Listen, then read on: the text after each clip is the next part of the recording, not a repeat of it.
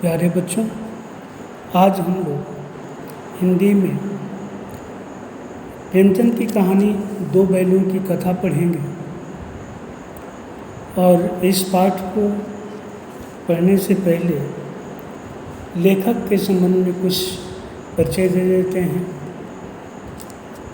हिंदी के सर्वश्रेष्ठ कहानीकार प्रेमचंद का जन्म वाराणसी के निकट लमही नामक गांव में सन 1880 में हुआ।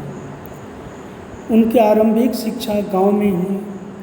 छुटपन में ही उनके पिता का देहांत हो गया, इसलिए घर की जिम्मेदारी असमय ही उनके कंधों पर आ पड़ी। वे 10वीं पास करके प्राइमरी स्कूल में शिक्षक बन गए। नौकरी में रहकर ही उन्होंने बीए पास किया। इसके बाद वे शिक्षा विभाग में सब डिप्टी इंस्पेक्टर ऑफ स्कूल्स के रूप में नियुक्त हो गए। सन 1920 में वे गांधी जी के आह्वान पर असहयोग आंदोलन में कूद पड़े। उन्होंने साहित्य लेखन द्वारा देश सेवा करने का संकल्प किया। उनका वास्तविक नाम धनपत राय था। पहले वे नवाब राय के नाम से उर्दू में लिखते थे, बाद में हिंदी में प्रेमचंद के नाम से लिखने लगे।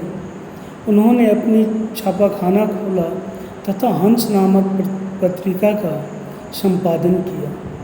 सन 1936 में उनका देहांत हो गया। मुंशी प्रेमचंद ने 350 कहानियाँ और 11 उपन्यास लिखे।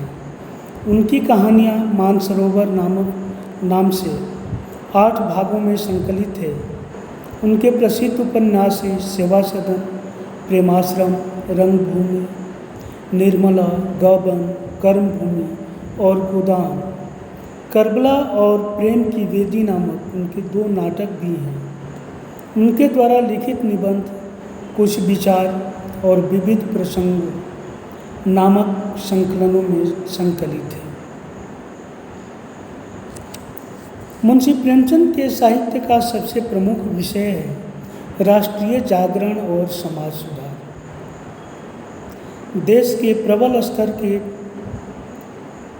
स्वर के कारण उनके कहानी संग्रह सोजे वतन, जो अंग्रेज सरकार ने जब्त कर लिया था, मुंशी प्रेमचंद ने दीनहीन किसानों, ग्रामीणों और शोषितों की दलित अवस्था का मार्मिक चित्रण किया। उनकी कफन, पोष की रात, गोदान आदि अनेक रचनाएं शोषण के विरुद्ध मूक विद्रोह की आवाज़ उठाती हैं। उन्होंने समाज में व्याप्त अन्य बुराइयों, दहेज, अनमेल विवाह, नशाखोरी, शोषण, बहुविवाह, छुआछूत, ऊंच नीच आदि पर भी प्रभावशाली साहित्य लिखा। प्रेमचंद ने मनुष्यों को ही नहीं, पशुओं को भी सहानुभूति प्रदान की। 2 बैलों की कथा के दोनों बैल मानव स्वतंत्र भारतीय नागरिक हैं, जो स्वदेश हित के लिए कोई भी कुर्बानी देने को तैयार है। मुंशी प्रेमचंद अपनी सरल मुहावरेदार भाषा के लिए विख्यात हैं। उन्होंने लोक भाषा को साहित्यिक भाषा बनाया। उनकी भाषा आम जनता के बहुत निकट है। वे अपने पात्र, वातावरण और मनोदशा के अनुसार शब्दों का चुनाव करते हैं।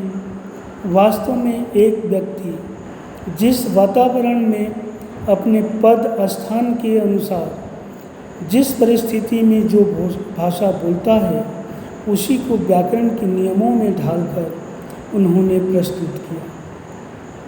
वे मानव मन में उठ रहे मनोभावों को प्रकट करने में बहुत कुशल हैं। और इस तरह से ये उनका परिचय रहा। और अगले सेशन में उनके कहानी को बताएंगे। धन्यवाद।